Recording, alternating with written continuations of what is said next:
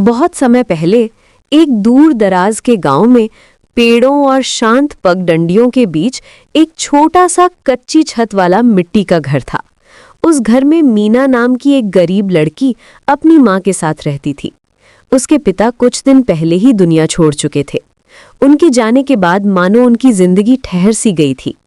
उसकी माँ सुबह सुबह काम पर निकल जाती, किसी के घर बर्तन मांजना, कपड़े धोना, झाड़ू पोछा करना और शाम को थकी हारी लौटती। रात को जो बचा खुचा खाना मिलता वही दोनों माँ बेटी खा लेती। अक्सर वो सिर्फ सूखी रोटी और पानी होता, मगर उनके लिए वही भी नेमत था। समय बीतता गया और गरीबी बढ़ती गई, लेकिन वे एक दूसरे का सहारा थीं। फिर एक दिन ऐसा आया जिसने मीना की जिंदगी बदल दी। उसकी माँ बीमार पड़ गई। कई दिनों तक वो काम पर नहीं जा सकी, दवा के लिए पैसे नहीं थे। आखिर एक रात उसने आखिरी गहरी सांस ली और हमेशा के लिए दुनिया से चली गई। अब मीना बिल्कुल अकेली रह गई थी। न कोई रिश्तेदार, न कोई दोस्त, सिर्फ खाली घर और यादें। दिन बीतते गए, घर में रखा आटा, चावल और नमक भी खत्म हो गया। भूख से उसका शरीर कमजोर होने लगा।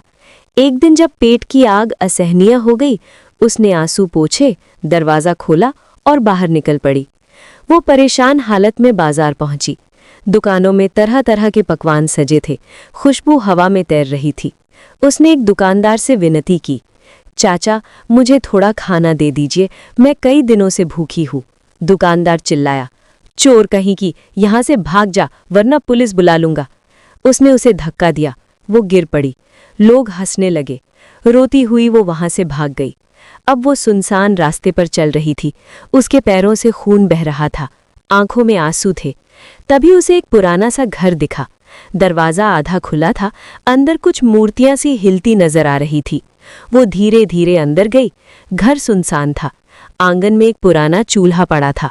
भूख से उसके हाथ कांप रहे थे। तभी एक मोटी सी बतख धीरे धीरे उसके पास से गुजरी। उसने चारों ओर देखा, फिर चुपके से बतख को पकड़ लिया, उसका मांस पकाया और चूल्हे पर पका लिया। जब खाना तैयार हुआ तो उसने कांपते हाथों से एक निवाला मुंह में डाला। जैसे ही उसने आखिरी निवाला खाया, अचानक एक भारी आवाज गूंजी। वो मुड़ी तो सामने एक बूढ़ी जादूगरनी खड़ी थी।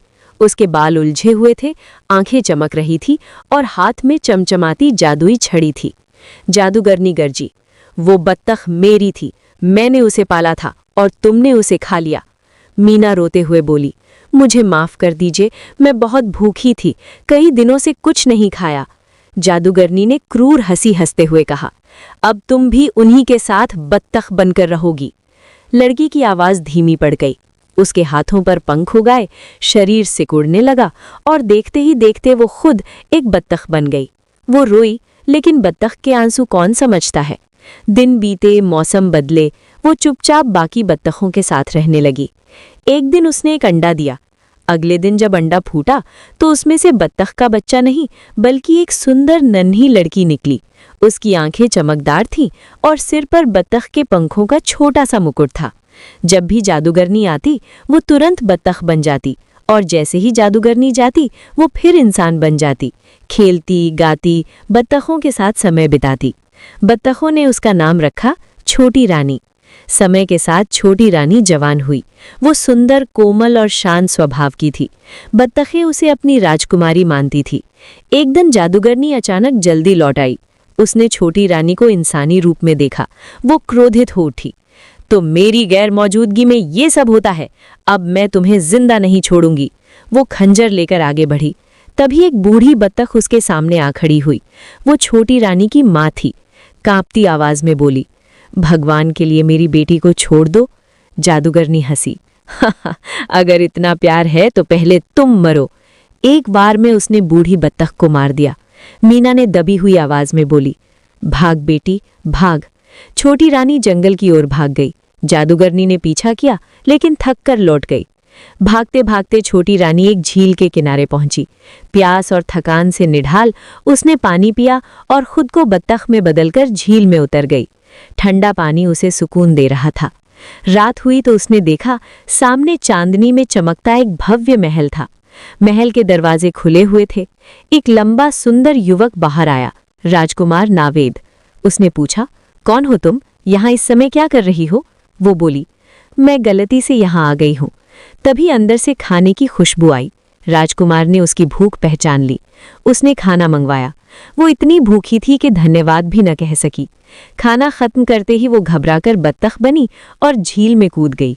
राजकुमार मुस्कुराया, जब भी भूख लगे यहाँ आ जाना। वो रोज आने लगी। दोनों में बातें होने लगी। धीरे धीरे प्यार पनपने लगा। एक दिन उसने अपना सारा सच बता दिया। राजकुमार ने कहा, तुम अकेली नहीं हो, मैं तुम्हारे साथ हूँ। मैं तुम्हें अपनी रानी बनाऊंगा। छोटी रानी रो पड़ी, पर मैं तो बत्तख हूँ। राजकुमार हंसा, मुझे सिर्फ तुम्हारा दिल दिखता है। दोनों का विवाह हुआ। महल खुशियों से भर गया, लेकिन बत्तखों के दिल में माँ की याद का दर्द था। राजकुमार ने सेना भेजकर जादूगरनी को पकड़वा लिया। छोटी रानी ने उसकी छड़ी छीनकर जमीन पर पटक दी। छड़ी टूट गई। तेज प्रकाश फैला। जादू खत्म हो गया। छोटी रानी पूरी तरह इंसान बन गई। उसके सिर से पंखों का मुकुट गायब हो गया।